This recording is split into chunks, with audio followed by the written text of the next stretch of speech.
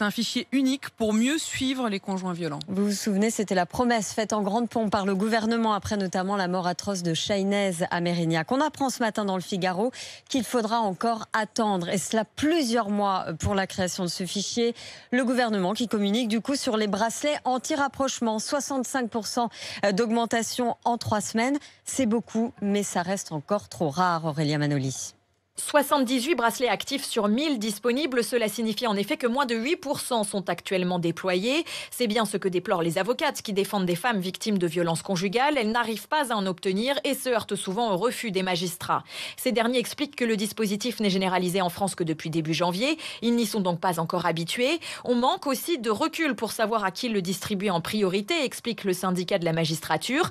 Car il n'y a que 3 bracelets disponibles dans chaque juridiction. C'est très peu, il faut se coordonner. Faux, répond le ministère de la Justice qui aimerait bien un plus grand empressement des magistrats. Ils peuvent en distribuer autant qu'ils le veulent, on en livre en 24 heures. Le ministère qui rappelle que depuis le début de l'année, dans les 2 grosses juridictions de Paris et Bobigny, aucun bracelet anti-rapprochement n'a été déployé.